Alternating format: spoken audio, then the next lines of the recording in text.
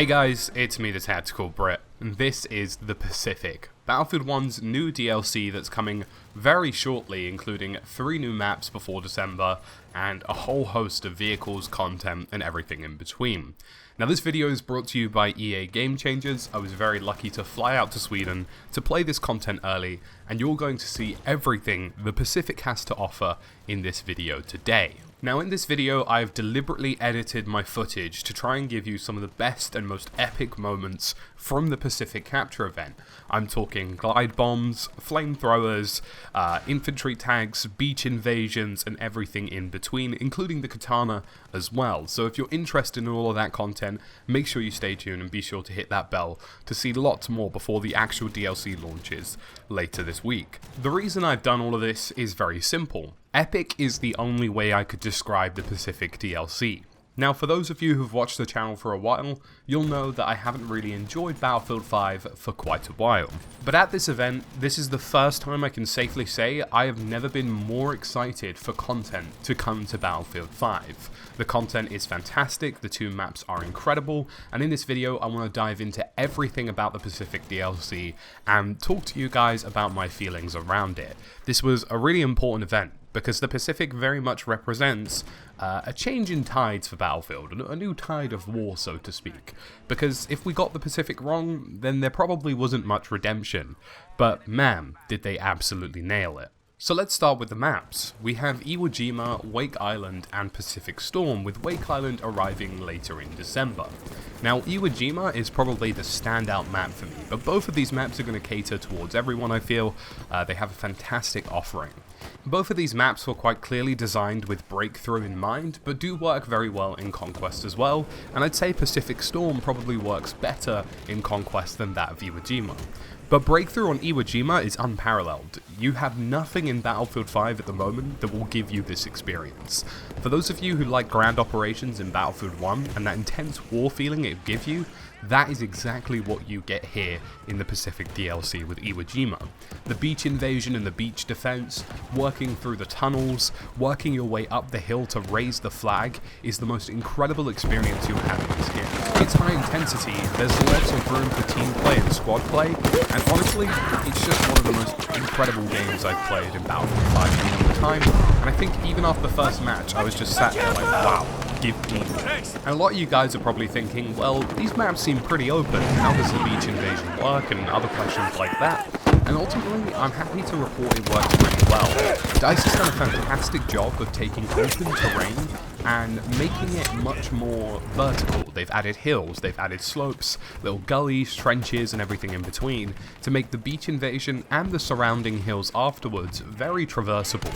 And it creates a great experience where if you move intelligently, you'll have lots of fun. You'll be able to capitalize on great flanks, and honestly, again, it's just one of those experiences that I couldn't describe to you.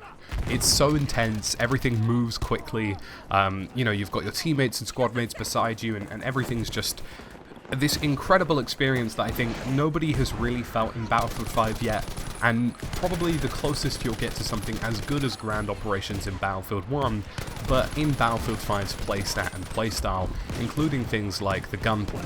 Jima for me really shines in the first sort of 10 minutes or so when you're repelling or attacking the beach.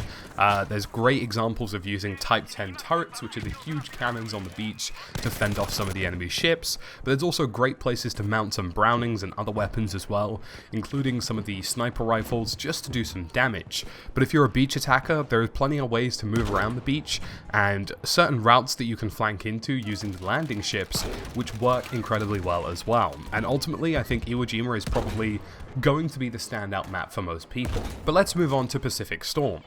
Pacific Storm is probably the closest you guys will get to Lost Islands or Paracel Storm in Battlefield 4.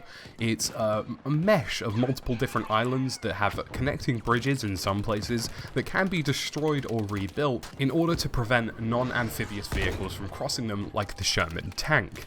But this map, honestly, I had a great time with it. It's got this really great circular kind of feel. On Conquest, it's very spread out and very fleshed out, so you can move between objectives like you would in Battlefield 4. There's a bit more time to think, a bit more time to kind of slow down and pace yourself, as many of you will be used to in previous Battlefield games. It's not the constant hectic action that is Battlefield 5, but there is some time to think about where you want to go next. And, you know, maybe you want to go take a little dinghy, maybe you want to go find a landing craft, maybe you want to go spawn at your main base with a boat or something. There are plenty of options available on this front. On the breakthrough mode, Pacific Storm does really well at fleshing out combat between two different objectives. There are lots of places to maneuver if you're an attacking American force, including using the landing crafts to flank around the sides and around the back of islands. It works really well, it's fluid, and believe it or not, visibility isn't really an issue on either of these maps. It was a concern, I think, going into this event, but in the event that we played, there wasn't really any problems with it. I will be a little bit conservative with this remark, just purely because I'm aware that once customization becomes a thing, we might see some issues. But during this event, when everybody was using default uniforms, which hopefully will be an option at some point, the game just worked incredibly well. You could see your targets, and there was more or less no complaints from anybody. Pacific Storm also has the fantastic ability to call in a thunderstorm, much like you saw in Paracel Storm. It ramps up the action, everything feels so intense.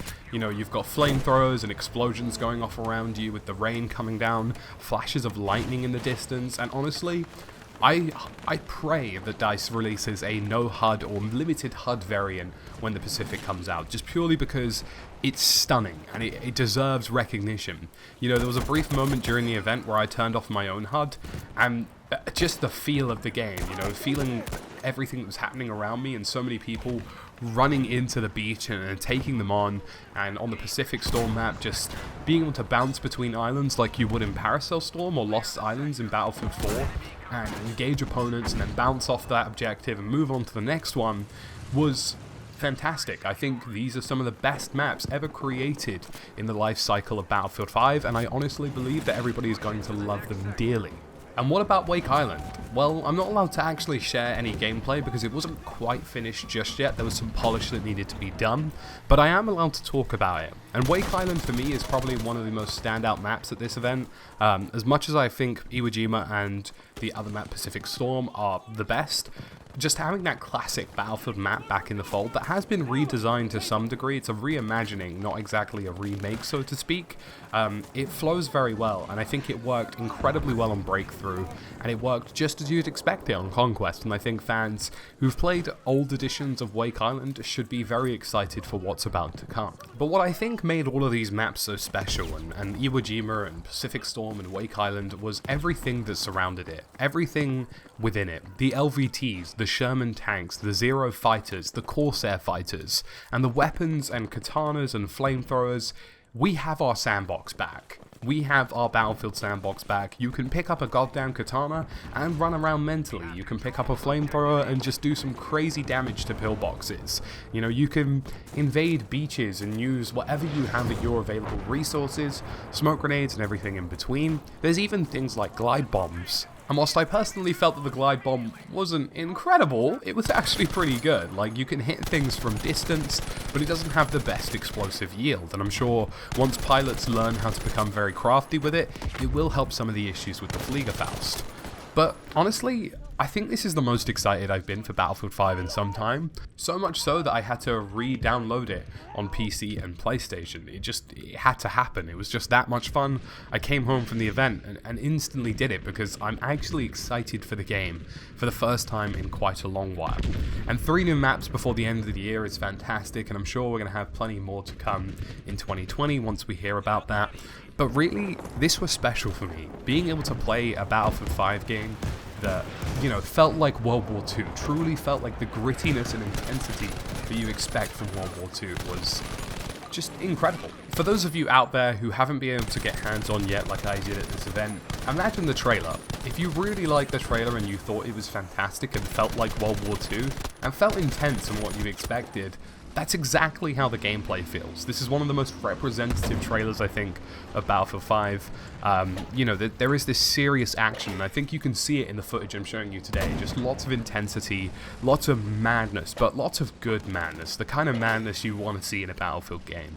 And I think having that sandbox environment completely return, and having these two great maps that work incredibly well on Breakthrough, but also quite well on Conquest as well for classical fans who prefer that, is really going to be a home run for Battlefield, and I think it's going to bring a lot of people back. And that's not to mention that all of this content is completely free. You know, there's not a paywall behind this. There are some new elites coming to the game, but beyond that, you know, nothing is costing you money here, and it's just simply... it's mental. I personally have been, you know, very negative towards DICE recently. I think a lot of you have seen that on the channel, a lot of you have seen it on Twitter. But if this update goes on without a hitch, without any serious major bugs, I think Battlefield 5 has turned around, and I think it's the start of something that could be very successful over at EA DICE over the next coming year or so. But anywho folks, it's been me, TheTacticalBrit. Thank you for watching, and expect more Pacific videos soon.